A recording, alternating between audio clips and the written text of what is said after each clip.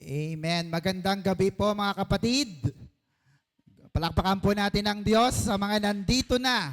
Amen. Hallelujah. Salamat po sa inyong presensya. As always, kung kami nga pong mga tao ay nalulugod pag kayo pinarito sa church, how much more mas natutuwa ang Panginoon. Amen?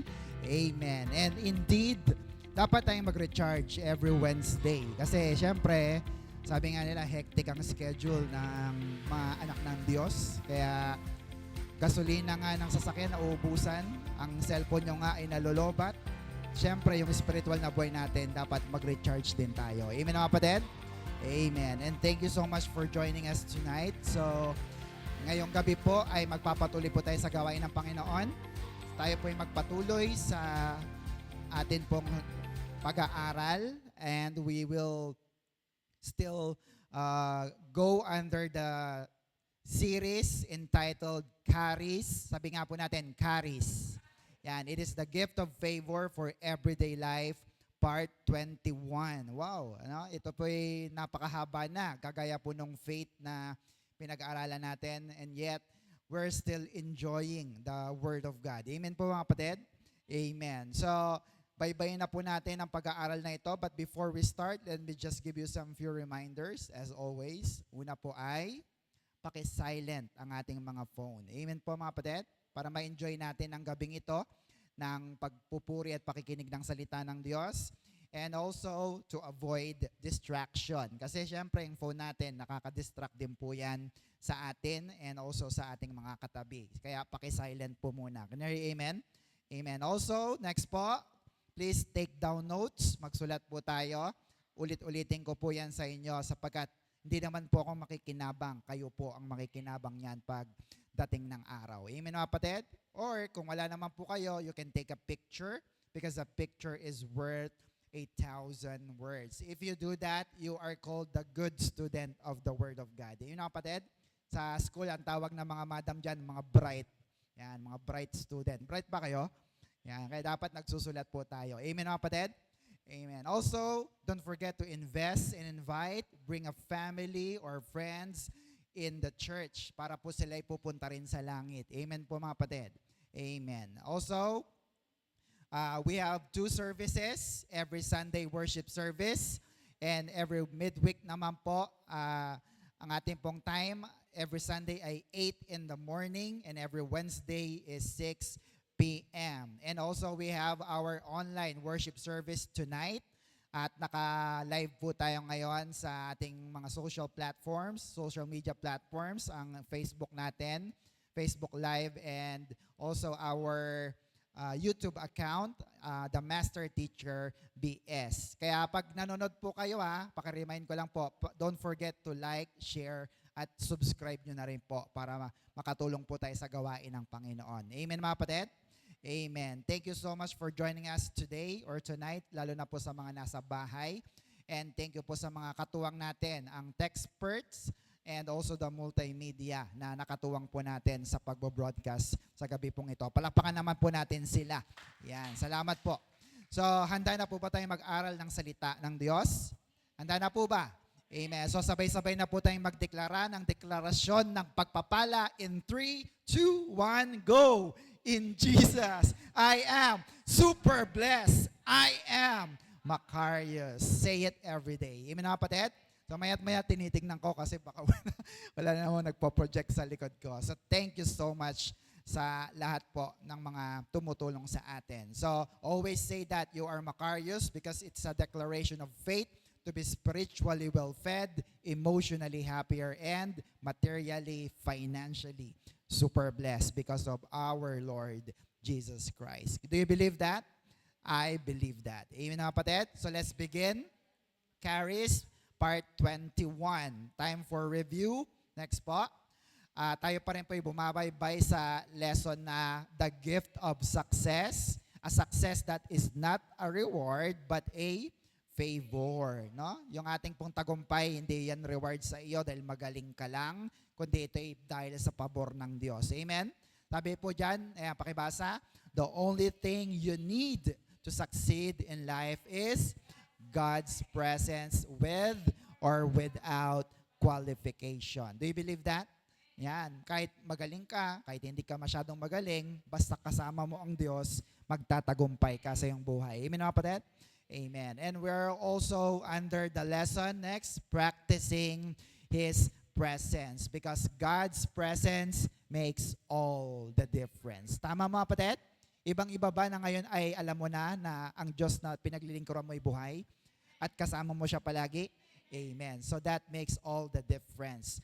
Sinagot natin ang tanong no nakaraan. Next, how can we practice His presence every day? No? So, pero bago natin ito sinagot, ay pinakita ko po muna sa inyo yung mga principles or doctrines about God's presence. Kaya silipin na lang po ulit natin.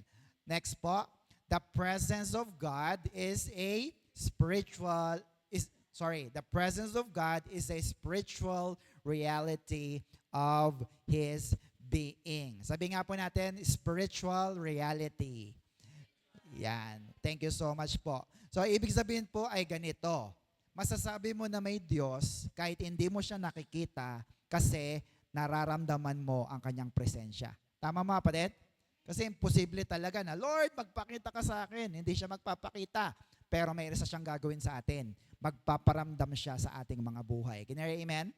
Amen po ba mga kapatid? So, ibig sabihin, kahit hindi mo nakikita ang Diyos, masasabi mo na nasa tabi mo siya at totoo na may Diyos sa ating mga buhay. Amen mga kapatid?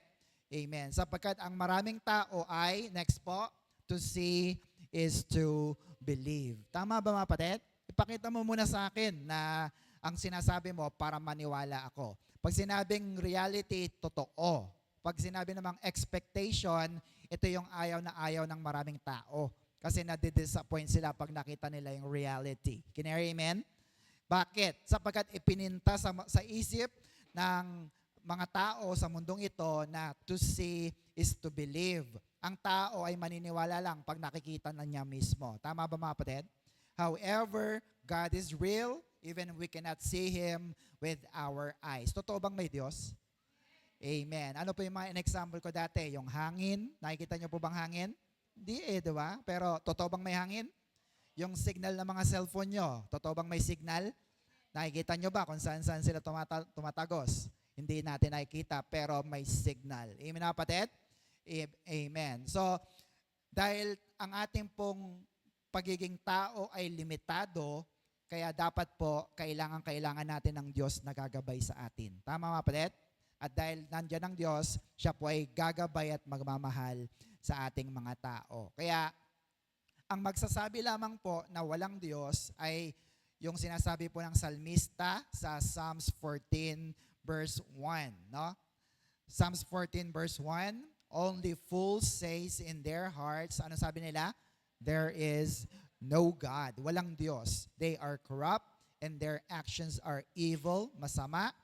No one does good. So, bago po tayo magpalaot po do sa ating pag-aaral, take note po yung tinatawag po dito na fool or hangal or mangmang ay yung mga tao na walang alam tungkol sa salita ng Diyos at tungkol sa Diyos. Maliwanag po ba mga kapatid? Amen po ba? Sapagkat ang Hebrew word ng salitang fool ay, next po, nabal. Sabi nga po natin, nabal. Yan. It means stupid. Masakit yan. Foolish man or woman or senseless. No? Pero maging malinaw po, hindi sinabi ng Biblia na mangmang o walang alam ang isang tao, lalo na kung siya ay matalino sa science, di ba? Mathematician siya or engineer siya, politician, military, sports person, or an artist. Bakit? Kasi ang mga taong ito ay mga matatalino. Amen na kapatid? Nakaka-offend naman sasabihin, mangmang ako dahil sabi ng Biblia. No. Ang sinasabi po rito at tinutukoy ng salmista ay yung ikalawang definition ng nabal. Ano po yung number 2 dyan? Wicked or especially impious. Ibig sabihin, sinful or makasalanan or ungodly or a vile person. Ibig sabihin, morally bad. So, sa makatuwid, yung pong tinutukoy dito na walang alam or mangmang ay yung mga tao na walang alam sa Diyos. Maliwanag po ba mga kapatid? So, definitely, kahit napakatalino mo pa, kung ikaw ay hindi naman nakakakilala sa tunay na Diyos na buhay at ang ginagawa mo ay puro kasamaan, then ang tawag ng Diyos sa atin ay nabal or mangmang dahil walang alam sa Diyos at sa kanyang mga salita. Can you hear amen? Amen po ba? But definitely, matatalinong mga tao po ang mga tao na iyan. So, sabi po rito, God is not material or physical, but spiritual. Kaya sabi ng iba, pag di ko nakita, hindi totoo. Hindi ako maniniwala. Tama ba mga kapatid? Bawa, sabihin ko sa inyo, ako ay merong 5 milyon na nakatago na pera. Maniniwala ba kayo? Maniniwala po ba kayo? Sabi ng iba, pakita mo muna. Ang totoo, wala naman. Diba? Pero dahil sinabi ko, at hindi naman naman kayo nakikita, so ibig sabihin ay, hindi kayo maniniwala kung hindi ninyo nakikita. Pero ang punto ay, may Diyos. Tama mga kapatid? Kahit hindi mo siya nakikita. Bakit ba kayo naririto? Dahil ba kay pastor? Dahil ba kay sister o kay brother? Hindi dapat. Kayo ay naririto dahil may Diyos tayong sinasamba at narito ang Diyos sa ating kalagitnaan. Shout amen. Palapakan natin ang Diyos na buhay. So bakit hindi ba nakikita ang Diyos? Basahin ulit natin. John 4:24. God is spirit and His worshipers must worship in the spirit and in truth. Napakagandang katotohanan nito. Kahit medyo sintonado ang kumakanta rito, kahit hindi masyadong maayos ang mga tumutugtog dito, hindi ka nadidistract. Bakit? Kasi yung pagsamba mo ay nakadirekta mismo sa Diyos na hindi mo nakikita. Tama mga kapatid? Or else, pag hindi mo gusto yung kanta, o kaya ang gulo-gulo ng tugtugan, sabi mo, hindi ako na-bless. Bakit? Ikaw bang kinakantahan? Hindi. Tayo ang kumakanta sa Diyos. Tama ba mga kapatid? Kaya dapat yung pagpupuri natin ay para sa Diyos na hindi nakikita at buhay. Amen? So next po, the presence of God, He is what? A spirit. And God is here even we do not see Him. Do you believe that mga kapatid? Amen. Ano bang spirit? Ayan, nakalaki na sa baba. Next po.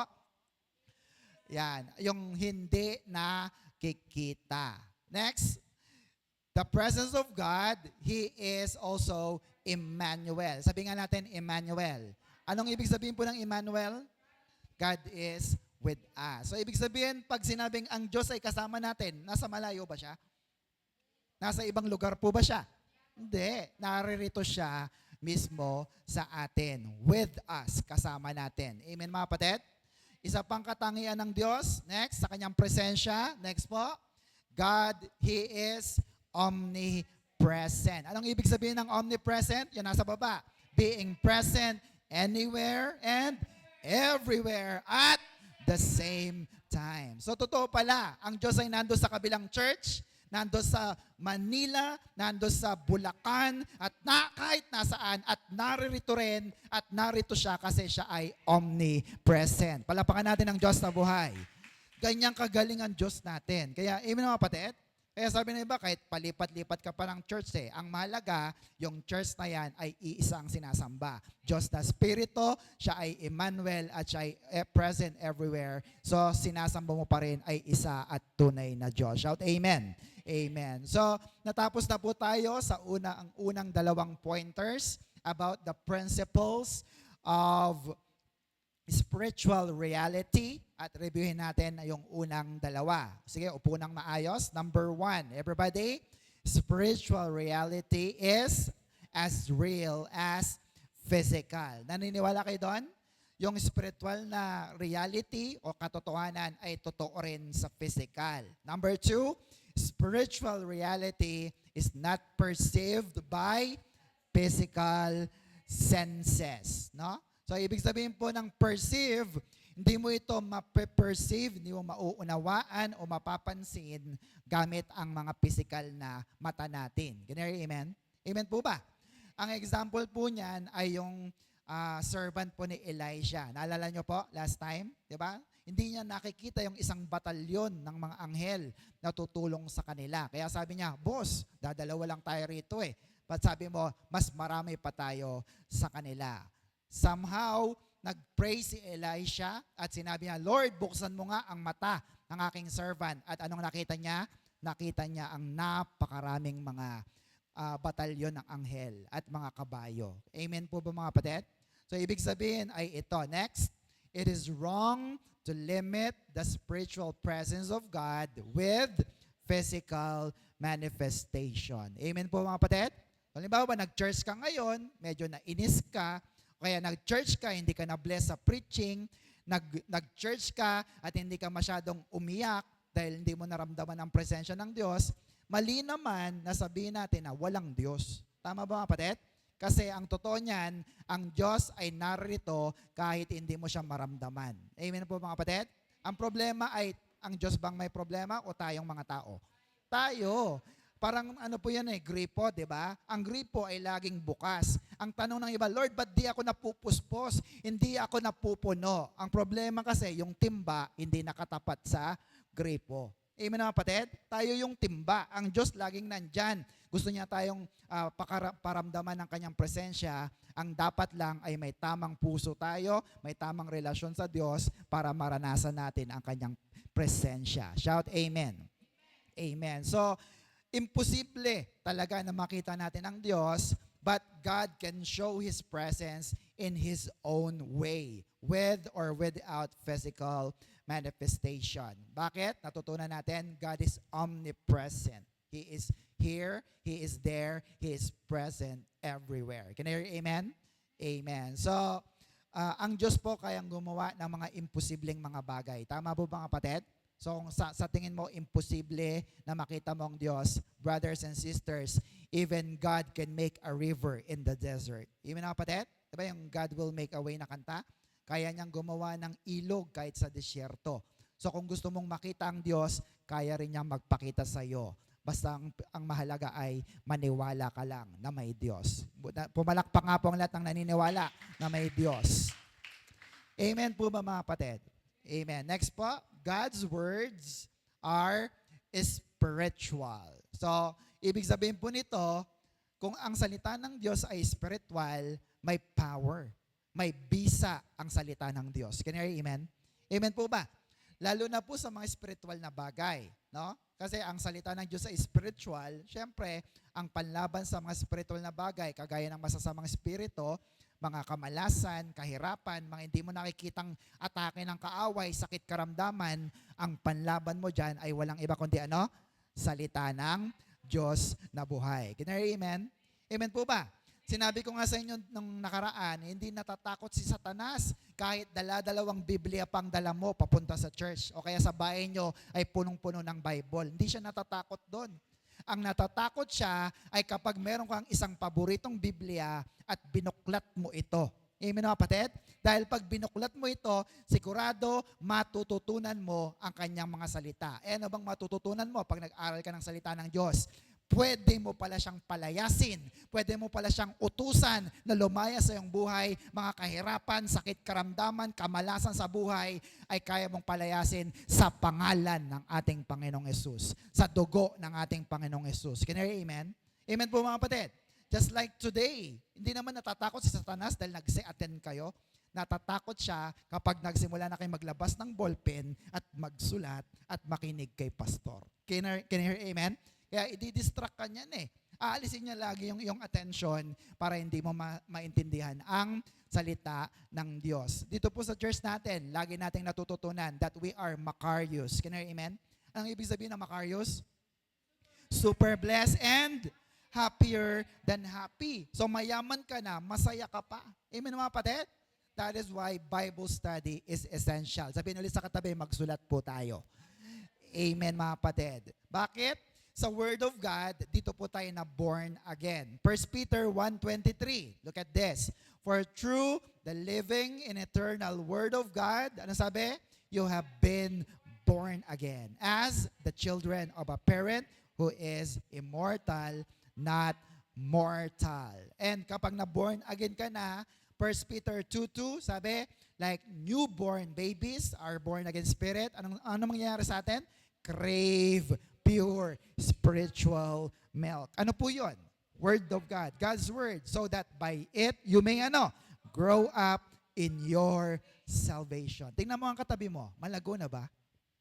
Yan, sa kabila naman, malago na ba sa kanyang pananampalataya? Amen mga kapatid? Bakit kaya? Kasi nagkikrave ka palagi, naglalaway ka sa salita ng Diyos na buhay. Can you hear amen? Palapakan natin ng Diyos na buhay. Hallelujah. So pag hindi na born again, ang iyong spirit, spiritually dead ka. Amen mga kapatid? Kaya kahit mataas ang pinag-aralan mo, kahit napakatalino mo, aayawan mo ang Bible. Tama ba mga kapatid? Naranasan nyo ba yan? Nag-aya kayo, tara sama ka sa akin sa church. Sabi, no. Sayang lang oras ko dyan. Tama? Kaya sasabihin nila, nako no, hindi ko maintindihan yan. Samantalang nakapagtapos naman sila ng pag-aaral. Can you hear amen? Bakit?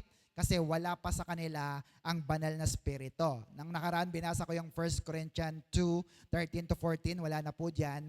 1 Corinthians 2:13-14. Sabi po ron, pag wala ang banal na spirito sa iyo, kahit basa ka ng basa ng Bible, hindi mo ito maintindihan. Tama mga kapatid? Bakit? Sapagkat ang salita ng Diyos ay spiritual at ang makakaunawa lang nito ay syempre ang iyong born again spirit. Pumalakpak nga pang lahat ng na born again. Amen. So you must be born again kasi kinakausap ng Holy Spirit ang iyong spirito gamit ang salita ng Diyos. Can you hear amen? So tanong, naglalaway ba kayo sa salita ng Diyos? Yan. Dapat po kasi isa itong indikasyon na ikaw nga ay born again na. Hindi mo inaayawan ng Bible study at ang gawain ng Diyos. Amen mga kapatid? Amen. Next. So then, Romans 10:17, so then faith comes from hearing the message. Ano po yon? God's Word. Pag nakakapakinig ka ng salita ng Diyos, tanda mo, hindi sayang ang pag-attend mo sa church. Bakit? Nabibuild up ang pananampalataya mo. Lumataas ang faith mo eh. Bakit? Faith comes by hearing and hearing the Word of God. Kaya pag nakakita ka ng Word of God, si Pastor Gani po talaga hindi sanay na hindi magturo na wala pong PowerPoint. Bakit? Gusto kong makita ninyo ng inyong mga mata para ma-build up ang faith mo, maniwala ka sa Diyos at maniwala ka kay Jesus Christ. Can you hear amen? Para ikaw ay alam mo, anak pala ako ng Diyos, konektado na pala ako sa Diyos, kaya mahal ko rin ang kanyang mga salita. Can you hear amen? Amen. So, dumako na po tayo sa ikatlong principle ng spiritual reality at dito po tayo magtatapos at magfo-focus. Number 3, everybody, spiritual reality is only perceived by spiritual senses. Again, spiritual reality is only perceived by spiritual senses. Amen po mga kapatid? So, ibig sabihin ay, yung mga spiritual na bagay, makikita mo lang yan, mararanasan mo lang yan, mauunawaan mo lang yan, gamit ang spiritual na mga bagay din. Amen po ba mga kapatid? Sapagkat napakalaki po ng pagkakaiba ng spiritual versus the natural world. Tama po? May mundo ng mga anghel, may mga mundo ng mga demonyo, may mundo ng mga masasamang spirito, at meron din tayong sariling mundo ng mga tao. Tama po ba mga kapatid?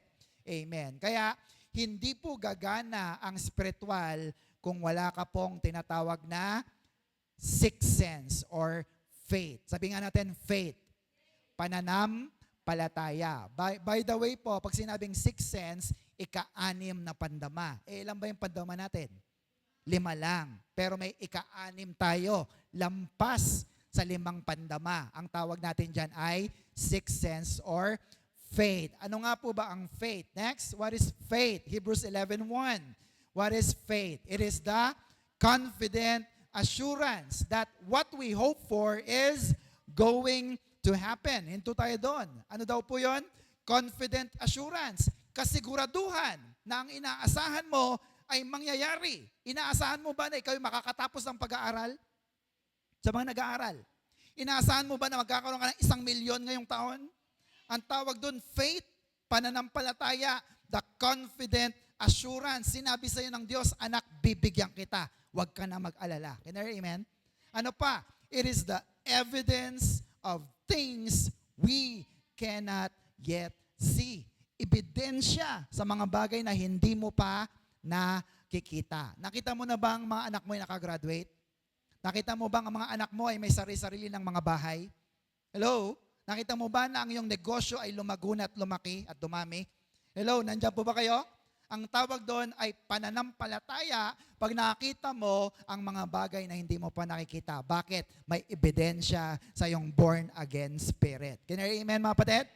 Sabi pa sa New Century Version, nasa baba, faith means being sure of the things we hope for, and look at that, knowing that something is real even if we do not see it. Tama, mga kapatid? Ang linaw nito. Sabi daw, alam mo na merong bagay na hindi mo nakikita pero mangyayari ito. Bakit? Sa pamamagitan ng iyong pananampalataya. Can you hear amen? So again, malaki pong pagkakaibang spiritual versus the natural world. Bakit? Hindi gagana ang five senses sa spiritual. Ang gagana lang dito ay ano? Sixth sense. Ang tawag natin doon ay letter F po. Faith or pananampalataya. Bakit kaya? Sapagkat sa faith, mararamdaman mo ang Diyos at maniniwala kang may Diyos. Bakit? Umaasa ka na merong gagawin ang Diyos sa ating mga buhay. Can you hear amen? Amen po mga kapatid. Sabi ko kanina, hindi gagana ang five senses sa spiritual world. Pero take note nyo po, itong maganda. Ang spiritual sense natin or ang sixth sense natin, which is faith, ay pwedeng gumana sa natural. Nakuha niyo mga kapatid? Amen po? Yung mga mata natin, yung pandinig natin, hindi yan gagana sa spiritual. Wala nga akong makita eh. Wala nga akong maramdaman, kaya hindi totoo. Pero yung sixth sense natin na pananampalataya, pwedeng bumaliktad. Pwede itong gumana sa natural na mundo natin. Can you hear amen? Amen po mga kapatid?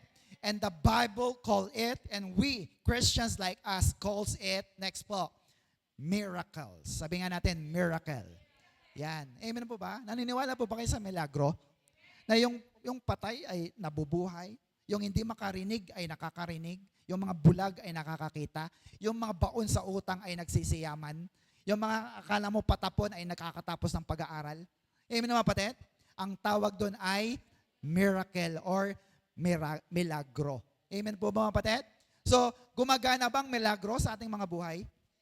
Amen. Because miracle happens to those who believe. Ang ibig sabihin ay ganito, ang spiritual na mga bagay ay mas mataas, mas superior kaysa sa mga natural na bagay. Kaya pag spiritual na tao ka, maraming pakinabang ang dumarating sa iyo. Can you hear amen? Amen po mga kapatid? Why? Isa sa dahilan kung bakit hindi gumagana ang five senses sa spiritual world ay dapat kasi lagi kang, kaya hindi ito gumagana ay dahil lagi kang nagdududa or doubt. Sabi nga natin, doubt. Yan. Ano pong ginagawa ng doubt? Ayan, nasa baba. Doubt will block or snatches your miracle. Papayag ka ba? Nanakawin ng pagdududa ang iyong milagro? Papayag ka po ba?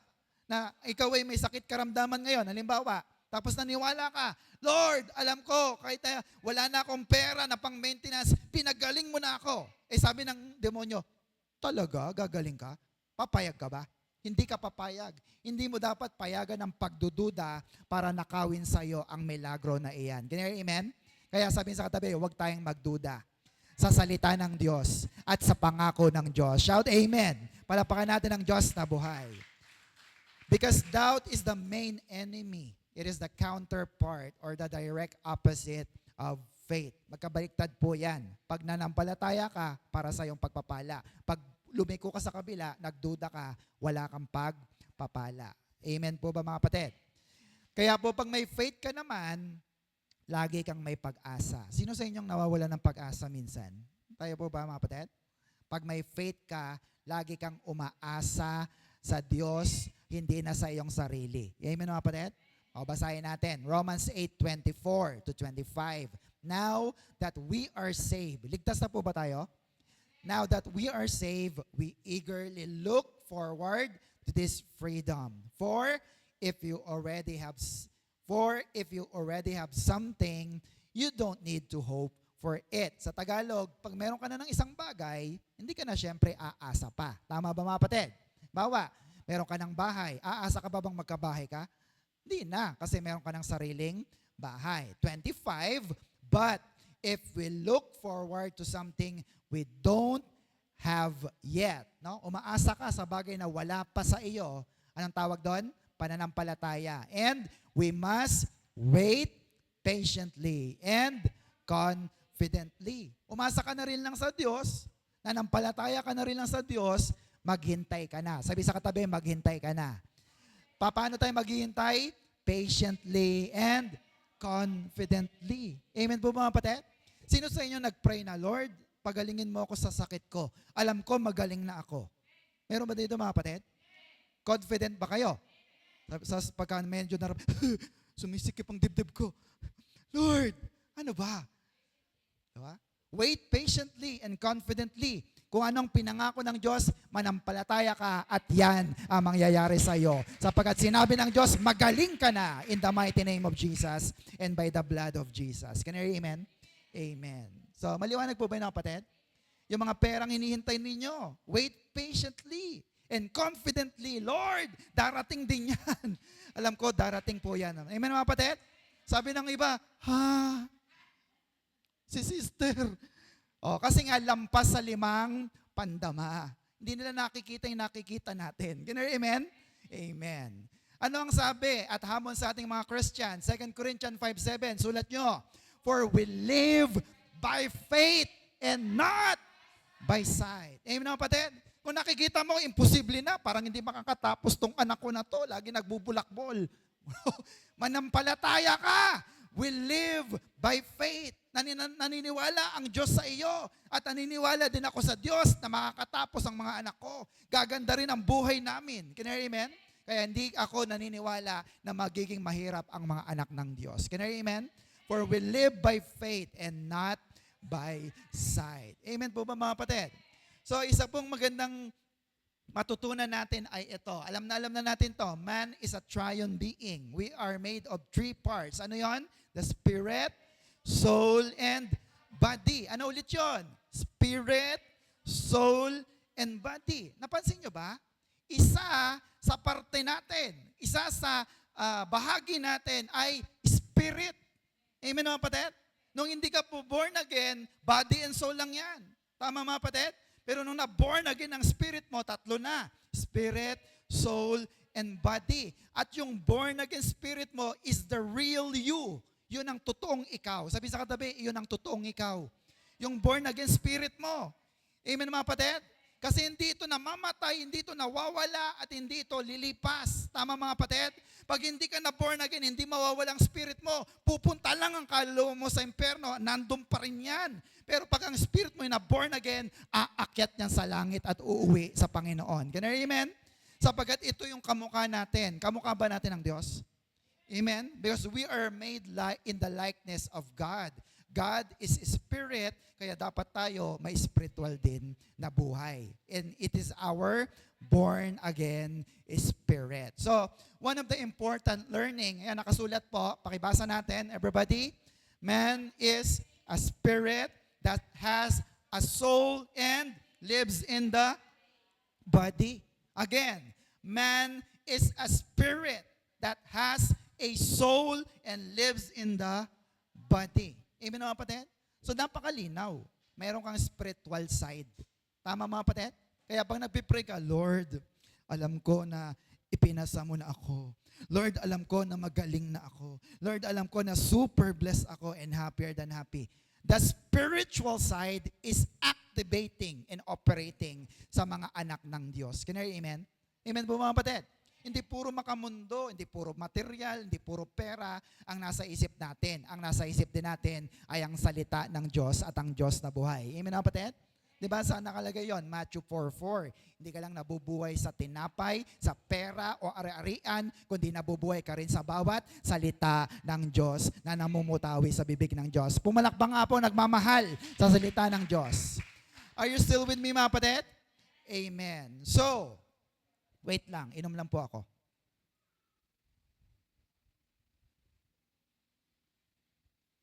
So, tignan nyo po ulit yung diagram na yan.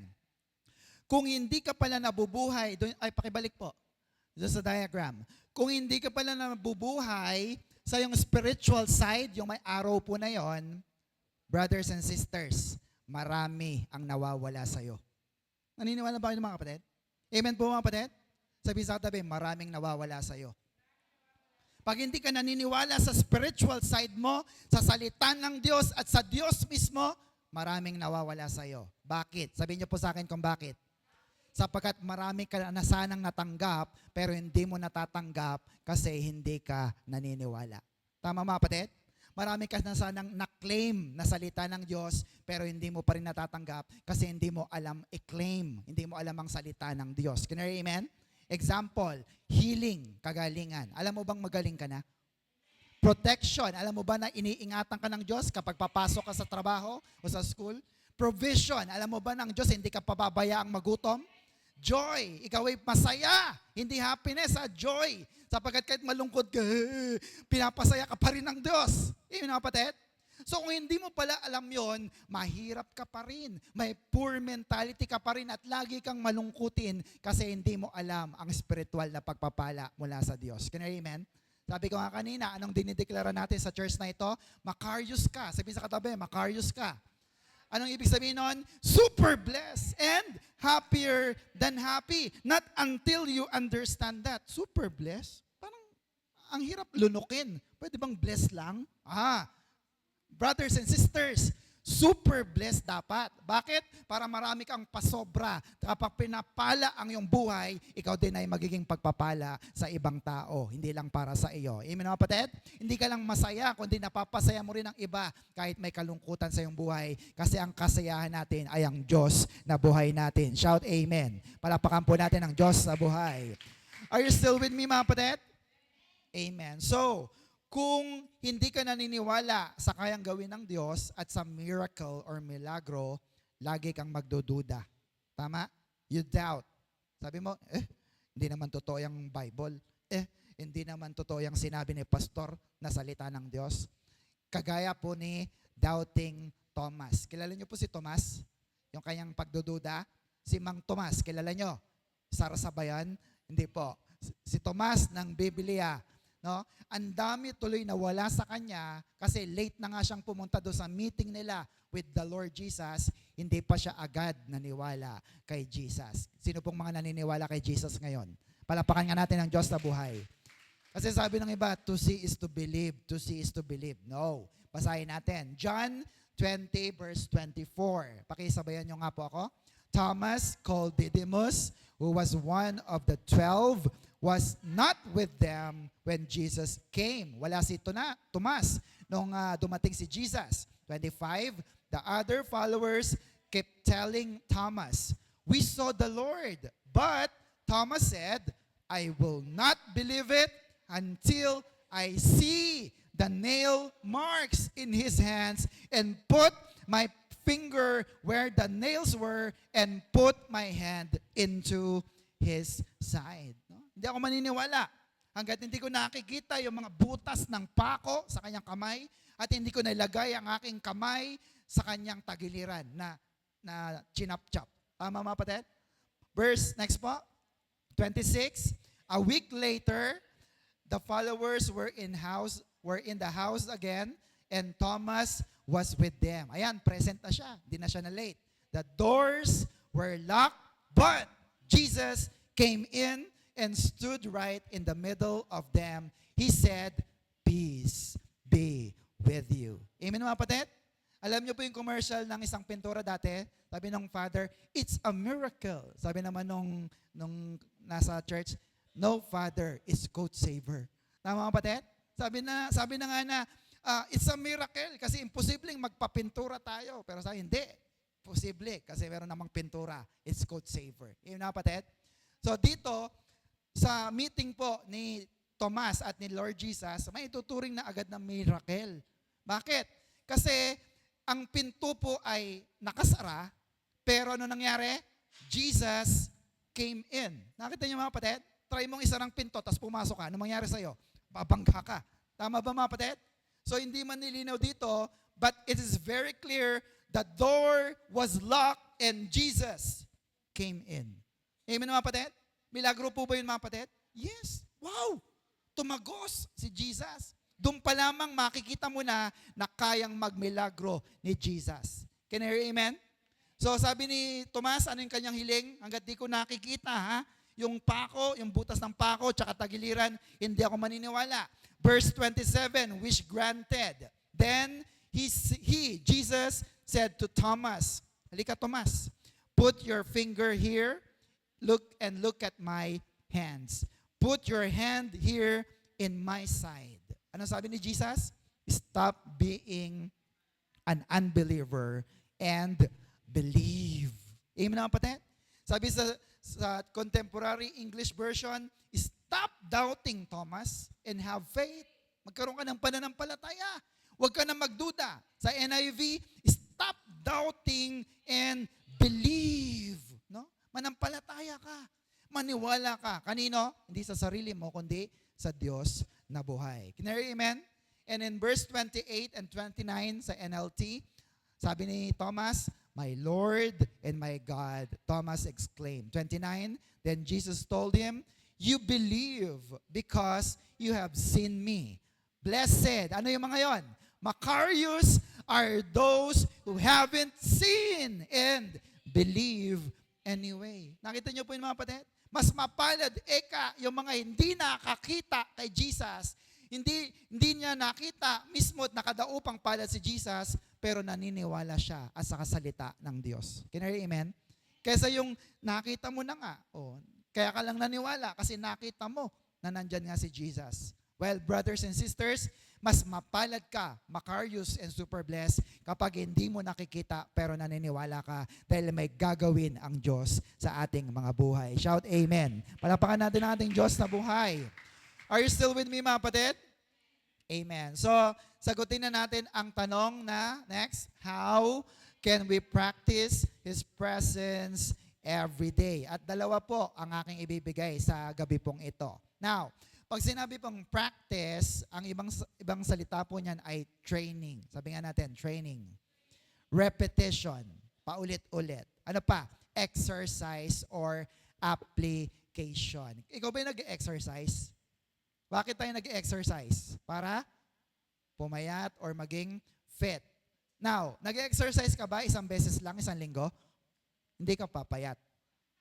Tama mga kapatid? Kasi ang exercise ay repetition. Sabi sa katabi, repetition.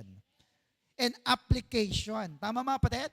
So, ibig sabihin, hindi mo kagad mapaperfect yung presensya ng Diyos sa iyong buhay because it takes time. Basta ang dapat mo lang gawin, paulit-ulit, gagawin mo ito, hindi lang minsan. Sabi sa katabi, hindi lang minsan. Halimbawa, nagpipray ka, Lord, alam ko magaling na sakit ng ulo ko. Masakit pa rin eh. Next time, ulitin mo ulit. Amen mga kapatid? At darating ang araw, tataas ang iyong pananampalataya, kahit sakit ng ulo, kaya mo nang palayasin. Amen mga kapatid? Amen. So, sabi sa katabi, araw-araw, every day, ipapractice mo ang presence ng Diyos. Amen mga kapatid? So, we must apply it every day. Kaya nga po, sabi ko kanina, hindi po dapat tayo nauumay kapag yung mga lesson ni pastor ay inuulit-ulit. Tama ba mga kapatid? Sino sa inyong sabi, tinuro na ni pastor yan ah. Well, brothers and sisters, good po pagka kayo pong mga nandyan ay fast learners. Kayo po ba fast learner? Ayaw nyo nang inuulit-ulit? Hello? Paano naman po yung mga not so fast learner? Tama mga kapatid? Kaya okay lang din. Kasi minsan, kailangan ulit-ulitin natin ang lesson para tumatak sa ating puso at isipan. Can you hear amen? Because we believe, natutunan ko po sa Bible School, repetition brings retention. Again, repetition brings retention. Ano po yon? Repetition brings... parang hindi tama. Again, repetition brings retention. Again, repetition brings... di ba? Lalo na sa mga bata. Dapat lagi mo inuulit-ulit. Anak, huwag ka magsiselfon. Mamaya-maya na. Anak, huwag ka magsiselfon. Kumain ka muna. Tama mga kapatid? Anak, maglinis ka ng bahay. Tapos maya-maya na naman, hindi na naman siya naglinis. Anak, maglinis ka ng bahay. Why? Repetition brings retention. Can you hear amen? Ang presensya ng Diyos, lagi mo yan dapat pinapractice. Dapat natututo kang lumuhod sa Diyos. Natututo kang mag-pray palagi. Natututo kang mag-fasting. Natututo kang mag-devotion o mag-journal palagi. Can I amen? Natututo ka, 9 na taon, nagdideklara ka, in Jesus, you are super blessed. You are Macarius. Can I amen? Bakit? Para masanay ang spirito mo. Tama po ba, kapatid? Amen po ba? So, handa na po ba tayo mag-aral?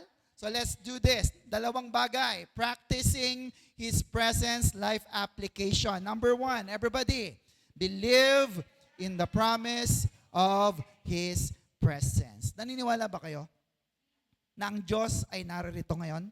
Nangako po ba siya? Nasaan ang pangako niya? Matthew 18:20. Look at this. For where 2 or 3 have gathered together in my name. Kaninong pangalan? Kaninong pangalan? Lakasan natin. Kaninong pangalan? Kay Jesus. Anong pangako niya? I am there in their midst. Sa Tagalog, nandun ako. Saan? Sa kalagitnaan nila. Kinuha ko yung version na ito ng NASB. Bakit? Kasi mas malinaw eh. Sabi ni Lord, nandun ako sa inyong kalagitnaan. Kaya hindi sayang yung pag-attend mo ng church. Amen mga kapatid? Hindi sayang yung mga pag-pray mo dyan habang ikaw ay nakaupo. Amen mga kapatid? Bakit? Sobra pa tayo sa 3. Tama mga kapatid? At tiyak, narito ang Panginoong Yesus sa ating kalagitnaan kasi nangako siya, 2 o 3 nagkatipon sa kanyang pangalan, nandito siya ngayon sa ating kalagitnaan. Palakpakan naman po natin si Lord na narito ngayon. Are you still with me mga kapatid? And that is one of the things that excites me. Bakit kaya si Pastor Gani kahit napakalayo ng kanilang lugar ay pumupunta pa rin sa church every Wednesday, every Sunday? Why? Ito nagpapa-excite sa akin. Nandito ang Diyos, nangako ang Diyos, makakasama ko na naman si Lord ngayong araw na ito, kahit 1-2 oras lang. Amen mga kapatid? Amen po ba? Sabi niya, I am there. No? Present tense po yun. Siya mismo naririto and I believe it. Ako naniniwala ako. Kaya walang sino man ang makakapaghiwalay sa atin sa pag-ibig ng Diyos na buhay at sa kanyang presensya. Shout amen. Palapakan natin ang Diyos sa buhay. Ang tanong ay, naniniwala ka rin ba sa verse na ito? Amen. Isa pa, Matthew 28, verse 20, letter B. Ano sabi niya? And surely I am with you. Kailan? Always to the very end of age. Sigurado. Sabi niya, surely, nandito ako, I am with you always to the very end of age. No? Lipas na ang mga tao, marami nang nangamatay, marami nang lumipat, marami nang nawala sa church, pero hindi ka iiwan ng Diyos. Narito siya palagi sa atin. Amen mga kapatid?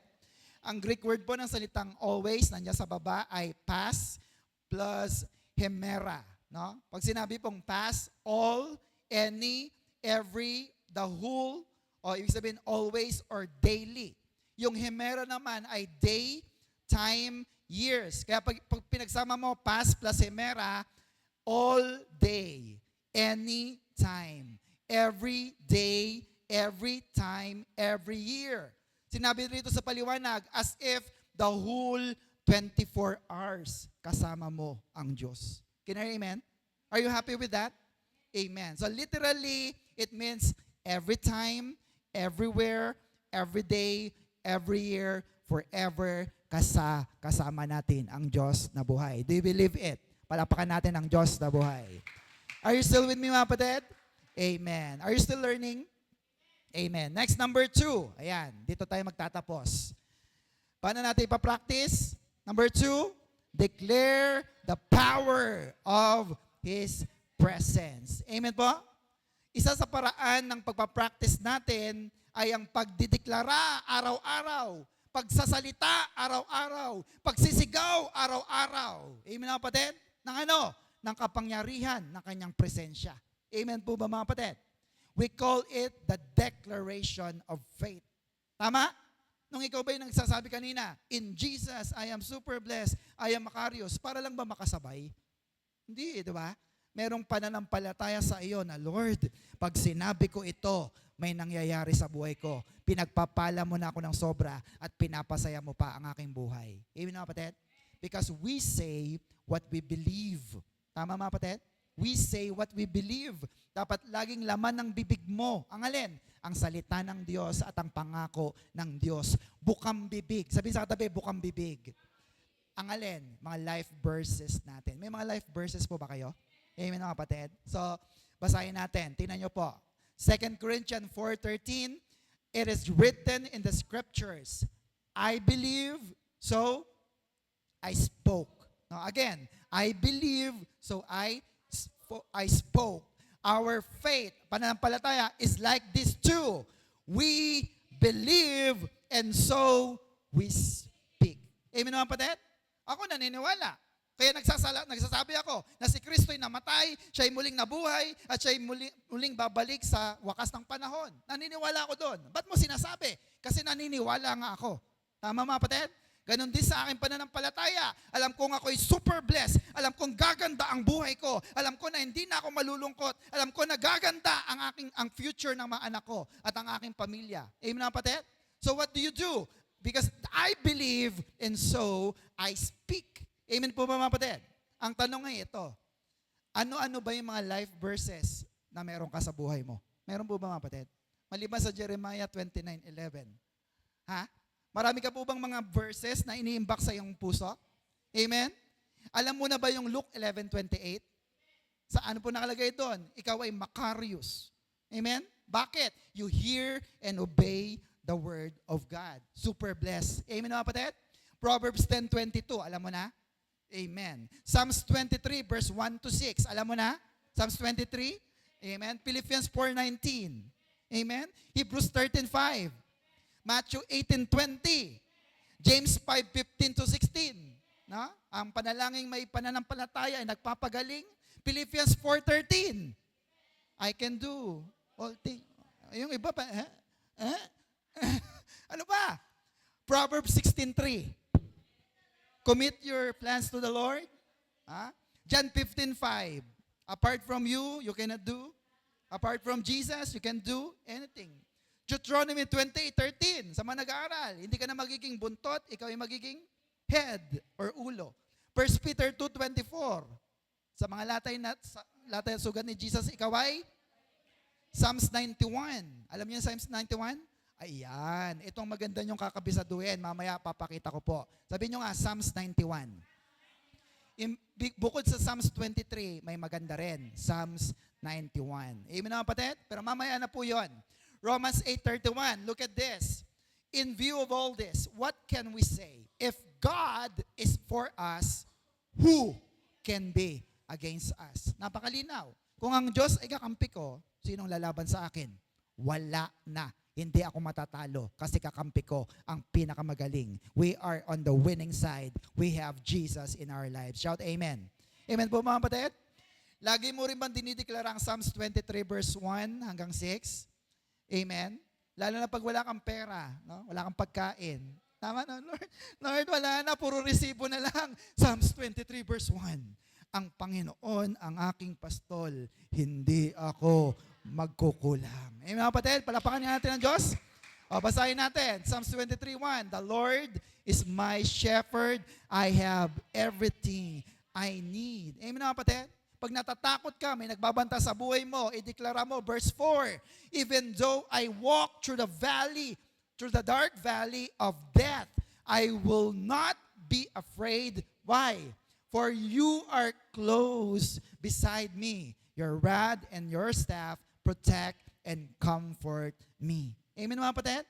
Pag natatakot ka, ipag-pray mo. Psalms 23 verse 4. Kasama ko ang Diyos. Katabi ko ang Diyos. Hindi na ako matatakot. Can you hear amen? Amen po mga kapatid? So huwag kang manalangin ng ganito. Don't pray like this. Lord, samahan mo naman ako. Hindi. Bakit? Ano bang pangako ng Diyos? Anak, kailan ba kita iniwan?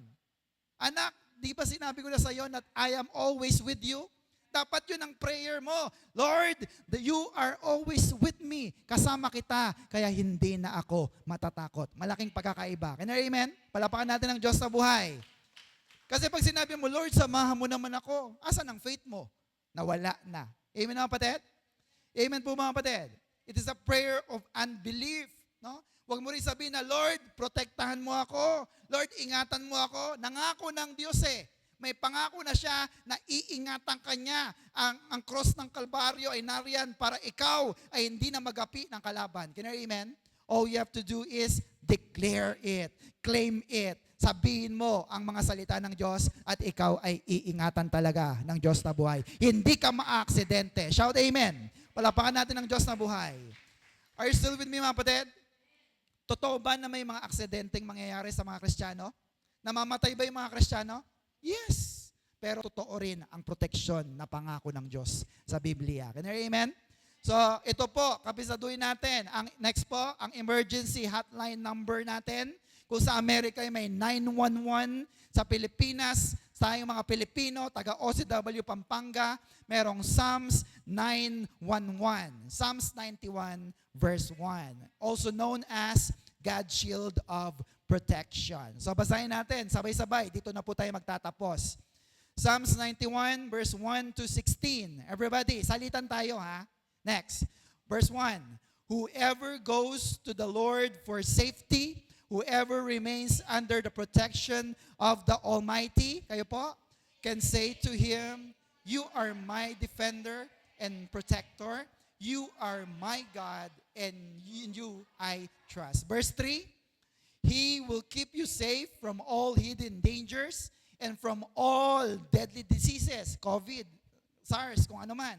For, kayo po, He, the Lord, will cover you with His wings. You will be safe in His care. His faithfulness will protect and defend you. No? Ang ganda nito, gamitin mo sa prayer. Lord, sabi mo, kokoberan mo ko ng iyong malabay na pakpak. Ako'y isi-safety mo. Ako'y protektahan mo, didepensahan mo. Verse 5, next. You need not to fear any dangers at night or sudden attacks during the day. 6, kayo po. Or the plagues that strike in the dark, or the evils that kills in daylight. 7, 1,000 may fall dead beside you, 10,000 all around you, but you will not be harmed. Hindi ka masasaktan. Verse 8, you will look and see how the wicked are punished. Next po, verse 9, you have made the Lord your defender, the Most High your protector. 10, kayo po. And so, no disaster will strike you, no violence will come near your home. No, protektado pati bahay mo. Verse 11, God will put His angels in charge of you to protect you wherever you go. 12, they will hold you up with their hands to keep you from hurting your feet on the stones. 13, you will trample down lions and snake, fierce lions and poisonous snakes. 14, kayo po. God says, I will save those who love me and will protect those who acknowledge me as Lord. Last two verses, 15 and 16.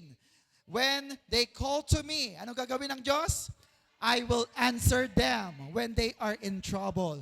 I will be with them. I will rescue them and honor them. I will reward them with long life. I will save them. Palakpakan naman natin ang Diyos sa buhay. Ayan. Yan ang isama mo sa prayer. Amen mga kapatid? Lord, sabi mo, nirescue mo na ako, i-reward mo ako ng mahabang buhay, niligtas mo na ako. Salamat sa kaligtasan na pinagkaloob mo sa akin. Can I amen? Amen po ba? So magbabago na ngayon ang iyong panalangin. Are you still with me? Then we call that a powerful and effective prayer. May natutunan po ba kayo mga kapatid? Amen. Pumalakpak nga po ang lahat ng may natutunan. So next po, to be continued, ay pag-aaralan natin the gift of perfection. Because perfection is not also a reward, but a gift. Amen na kapatid? Now, tanong, posible ba na maging perfect tayo? Posible ba na ma-maintain natin ang ating ka-perfectan? Posible po ba? Di ba sabi, no one is perfect. So, posible po ba o hindi? Aalamin natin next time. Amen. So, what's our Macarius challenge? Everybody, sige, tayo po tayong lahat. Be confident that God is with you every day. Isa pa po malakas. Be confident that God is with you every day. So pagkasama natin ang Diyos, you are safe, you are protected, hindi lang ngayon, kundi every day. Can you hear amen? Amen. Tayo po'y manalangin. Hallelujah. Ama naming Diyos na makapangyarihan sa lahat, maraming salamat po.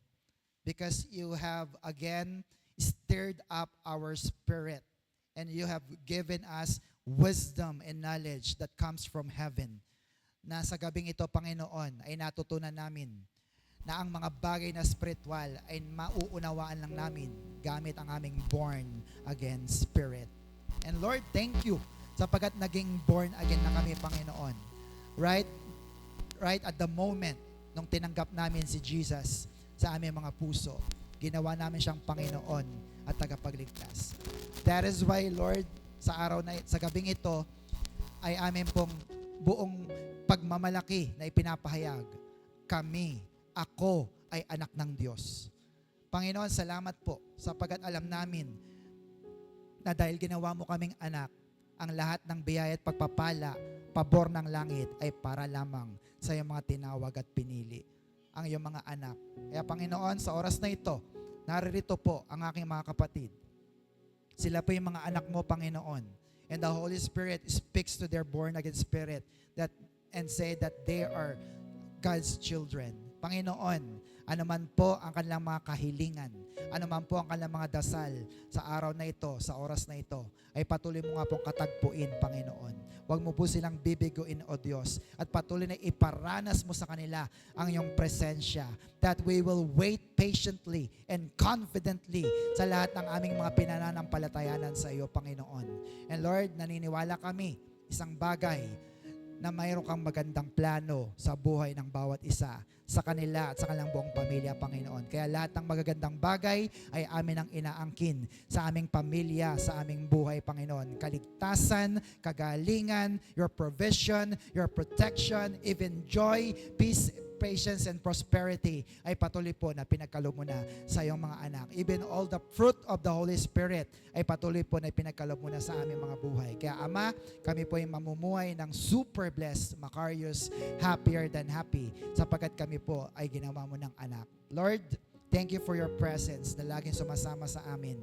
Kahit hindi ka namin nakikita, sigurado kami na may Diyos sapagkat nararamdaman namin ang iyong presensya maging sa lugar na ito. Kaya Panginoon, salamat po sapagkat naririto ka sa apat na sulok ng iglesyang ito. Kaya naman Lord, maparangalan ka sa lahat ng aming sinabi at ginagawa sa lugar na ito. At ang aming mga dasal, Panginoon, kami naniniwala at nanampalataya na kinatugon mo na sa mga oras na ito. Ito po ang aming samo at panalangin na may pasasalamat sa pangalan ng aming Panginoong Hesus. Ang lahat ng matagumpay ay sumigaw ng malakas na Amen and Amen. Palapakan po natin ng Diyos. Ano po ang ating Macarius Challenge? Everybody, be confident that God is with you every day. To God be all the glory. Palapakan po natin ng Diyos na buhay. Are you blessed? Super. Kung kayo po na-bless, i-bless naman po din natin ang gawain ng ating Panginoon.